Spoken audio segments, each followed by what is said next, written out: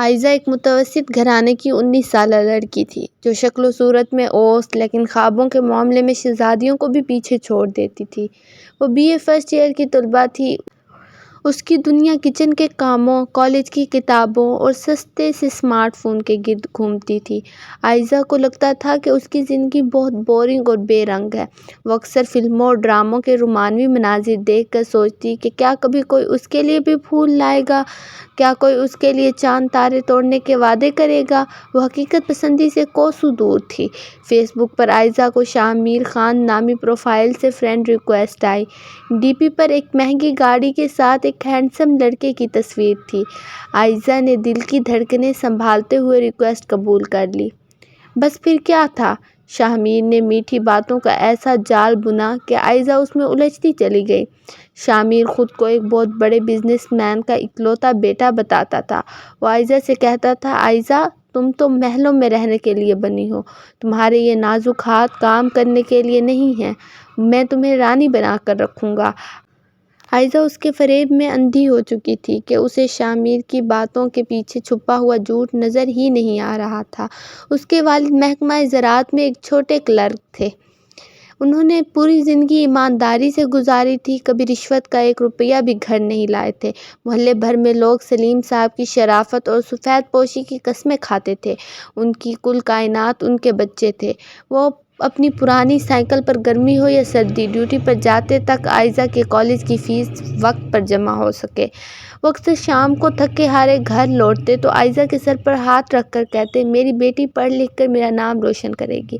میری ساری تھکن اس کا مسکراتا چہرہ دیکھ کر دور ہو جاتی ہے۔ عائزہ کی ماں ایک روایتی اور سلجھی ہوئی خاتون تھیں۔ وہ اکثر عائزہ کو رات کو سونے سے پہلے اپنے پاس بٹھاتیں اور اس کے بالوں میں تیل لگاتے ہوئے کہتیں، دیکھو عائزہ، لڑکی کی عزت شیشے کے برتن جیسی ہوتی ہے، اگر اس پر ایک چھوٹا سا بال بھی آ جائے نا تو اس کی قیمت ختم ہو جاتی ہے۔ کبھی کوئی ایسا کام نہ کرنا جس سے تمہارے باپ کی پگڑی اچھلے اور بھائیوں کو سر جھکا کر چلنا پڑے۔ عائزہ اوپر سے تو ہاں ہاں کہہ دیتی، لیکن اس کے دماغ میں شاہ میر کے وہ ٹیکسٹ میسیجز چل رہے ہوتے تھے جن میں وہ اسے اپنی ملکہ کہتا تھا۔ وہ اپنی ماں کی مخلصانہ نصیحتوں کو پرانے زمانے کے دقیانوسی خیالات سمجھ کر نظر انداز کر دیتی۔ اس کا بھائی ایک پرائیویٹ کمپنی میں رات کی شفٹ میں نوکری کرتا تھا۔ وہ اپنی نیند، اپنے آرام کو قربان کر کے صرف اس لیے اوور ٹائم لگاتا تھا تاکہ اپنی اکلوتی بہن کی شادی کے لیے کچھ پیسے جوڑ سکے۔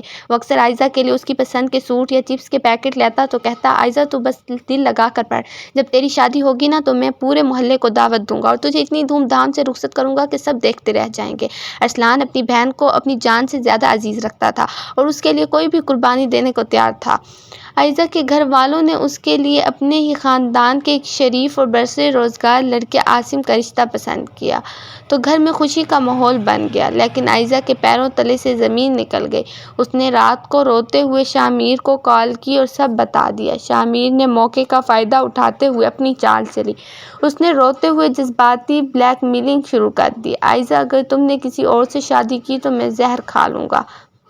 اگر تم مجھ سے سچی محبت کرتی ہو تو کل رات کو تمہیں میرے ساتھ بھاگنا ہوگا۔ ہم کورٹ میرج کر لیں گے، پھر کوئی ہمیں الگ نہیں کر سکے گا۔ عائزہ خوف اور اندھی محبت میں اس کے جال میں پوری طرح پھنس گئی۔ بارش ہو رہی تھی۔ پورا گھر گہری نیند سو رہا تھا۔ عائزہ نے آہستہ سے بستر چھوڑا۔ اس کے ہاتھ کانپ رہے تھے لیکن دماغ پر شاہ میر کا سحر طاری تھا۔ وہ دبے پاؤں اپنی ماں کے کمرے میں گئی جہاں الماری کی چابی رکھی تھی۔ اس نے الماری کھولی، اپنی ماں کے وہ سونے کے زیورات جو اس کی شادی کے لیے بنائے گئے تھے اور بھائی کی جمع پونجی نکال کر ایک بیگ میں رکھ لی۔ اس نے ایک بار بھی مڑ کر اپنی بوڑھی ماں کا معصوم چہرہ نہیں دیکھا۔ عائزہ نے گھر کا دروازہ کھولا اور اندھیری رات میں اپنے باپ کی 25 سالہ عزت کو اپنے پیروں تلے کچلتے ہوئے گھر کی دہلیز پار کر گئی۔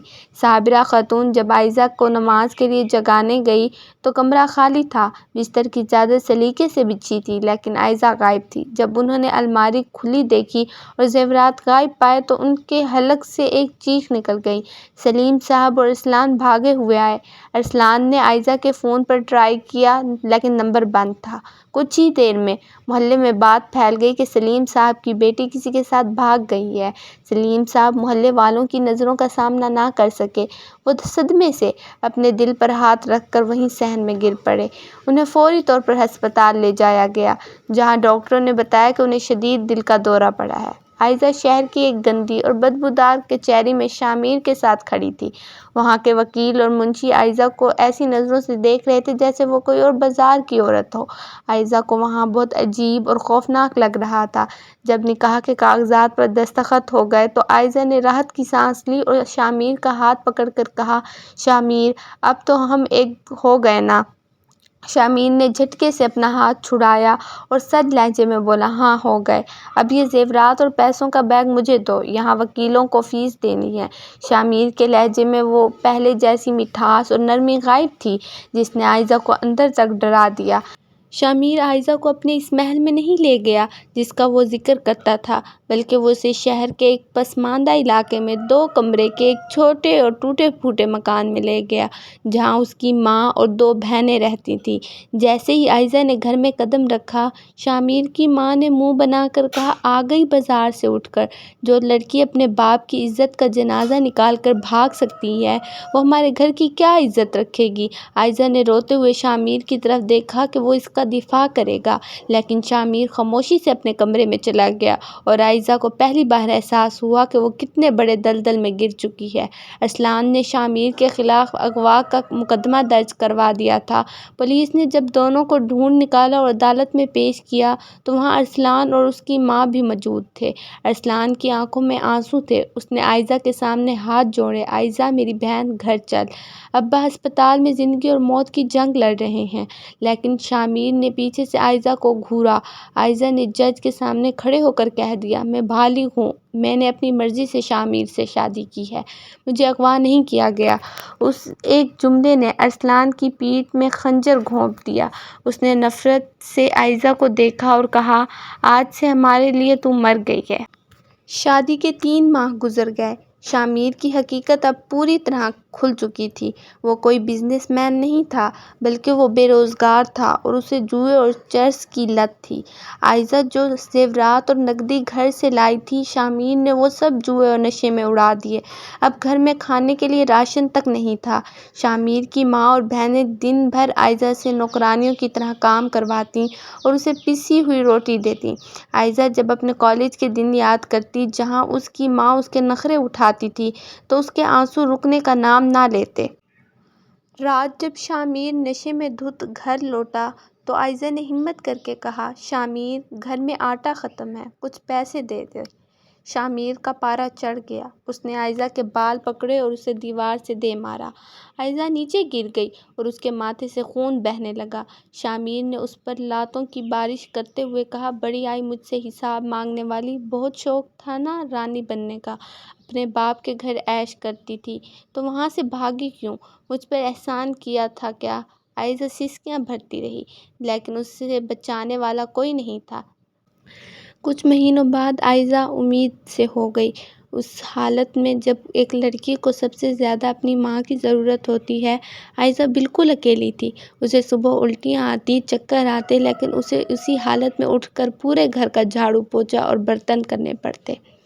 شامیر کی ماں کہتی، ہم نے کوئی شہزادی نہیں پالی، کام کرو۔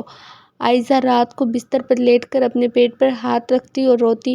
اسے یاد آتا کہ کیسے اس کی ماں اس کی معمولی سی سر درد پر پورا گھر سر پر اٹھا لیتی تھی، اور آج وہ اتنی بڑی تکلیف میں اکیلی تھی۔ ایک دن پڑوس کی ایک عورت نے عائزہ کو چپکے سے بتایا کہ اس کے والد سلیم صاحب اس صدمے کو برداشت نہ کرتے ہوئے انتقال کر گئے۔ یہ سننا تھا کہ عائزہ کے پیروں تلے سے زمین نکل گئی۔ وہ پاگلوں کی طرح روتی ہوئی شامیر کے پاؤں میں گر گئی، شامیر، خدا کے لیے مجھے ایک بار میرے ابا کا چہرہ دیکھنے دو، میں ان سے معافی مانگنا چاہتی ہوں۔ لیکن شامیر نے اسے زور سے دھکا دیا اور باہر سے کمرے کو تالا لگا دیا۔ عائزہ بند کمرے میں اکیلی چیختی رہی، دیواروں سے سر ٹکراتی رہی، لیکن اسے اپنے باپ کا آخری دیدار بھی نصیب نہ ہوا۔ شامیر اب عائزہ سے پوری طرح اکتا چکا تھا، کیونکہ عائزہ کے پاس اب نہ تو پیسے بچے تھے اور نہ ہی اس کی خوبصورتی رہی تھی۔ وہ غموں سے ادھمری ہو چکی تھی۔ شاہ میر نے ایک دوسرے علاقے کی امیر لڑکی کو اپنے جال میں پھنسانا شروع کر دیا تاکہ وہاں سے موٹا جہیز مل سکے۔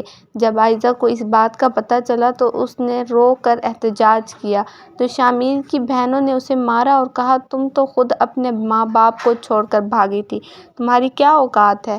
ہمارے بھائی کی خاندانی بہو تو اب آئے گی۔ ایک دن عائزہ اپنے چند دن کو بیمار بچے کو گود میں لیے پیدل سرکاری ہسپتال جا رہی تھی کیونکہ شاہ میر نے اسے پیسے دینے سے انکار کر دیا تھا۔ سڑک پار کرتے ہوئے اچانک اس کے سامنے ارسلان کی بائیک آ کر رکی۔ ارسلان کا چہرہ غم اور غصے سے بھرا ہوا تھا۔ عائزہ ارسلان کے پاؤں سے لپٹ گئی۔ بھائی مجھے معاف کر دو، مجھے گھر لے جاؤ، شاہ میر مجھے مارتا ہے، میں مر جاؤں گی بھائی۔ ارسلان کی آنکھوں میں ایک لمحے کے لیے آنسو آئے، لیکن پھر اس نے سخت لہجے میں اپنا دامن چھڑایا اور کہا، میری بہن عائزہ اسی رات مر گئی تھی جس رات وہ ہماری عزت لے کر بھاگی تھی۔ میرا کوئی رشتہ نہیں تم سے۔ ارسلان بائیک سٹارٹ کر کے چلا گیا اور عائزہ سڑک کے بیچوں بیچ روتی رہ گئی۔ مزید گھر میں رکھنا گوارا نہ کیا۔ ایک شام وہ گھر آیا اور اس کے ہاتھ میں طلاق کے کاغذات تھے۔ اس نے عائزہ کا ہاتھ پکڑا اور اسے بچے سمیت گھر سے باہر گلی میں دھکا دے دیا۔ اس نے عائزہ کے منہ پر کاغذات پھینکے اور کہا، یہ لو اپنی طلاق، اور اب دوبارہ اس گلی کا رخ مت کرنا۔ عائزہ رات کے اندھیرے میں گود میں روتے ہوئے بچے کو لیے سڑک پر آ گئی۔ اس کے پاس نہ سر چھپانے کی جگہ تھی اور نہ ہی کھانے کا ایک نوالہ۔ سڑکوں پر 2 دن بھوکے اور پیاسے بھٹکنے کے بعد کچھ نیک لوگوں نے عائزہ کی حالت دیکھ کر اسے ایک سرکاری دارالامان پہنچا دیا۔ وہاں عائزہ کو ایک چھوٹا سا بستر اور 2 وقت کا کھانا تو مل گیا، لیکن سکون ہمیشہ کے لیے رخصت ہو چکا تھا۔ وہ دن بھر وہاں لائے گئے کپڑے سیتی تاکہ اپنے بچے کے لیے کچھ کر سکے، اور رات کو جب سب سو جاتے تو وہ دارالامان کی لوہے کی کھڑکی سے باہر آسمان کو دیکھ کر روتی اور اپنے ماضی کو یاد کرتی۔ آج عائزہ محض 22 سال کی عمر میں ایک زندہ لاش بن چکی تھی۔ اس کے چہرے کی رونق اور آنکھوں کے خواب سب ختم ہو چکے تھے۔ وہ دارالامان میں آنے والی ہر نئی لڑکی کو رو کر صاف ایک ہی پیغام دیتی، خدا کے لیے محبت کے جھوٹے خوابوں میں آ کر اپنے ماں باپ کا گھر مت چھوڑنا۔ دنیا کا کوئی مرد تمہیں باپ سے بڑھ کر تمہارا مخلص نہیں ہو سکتا۔ جو مرد تمہیں حاصل کرنے کے لیے تمہارے ماں باپ کی عزت کا جنازہ نکلوا سکتا ہے، وہ کبھی تمہارا سگا نہیں بن سکتا۔ کورٹ میرج کا انجام صرف پچھتاوا اور ذلت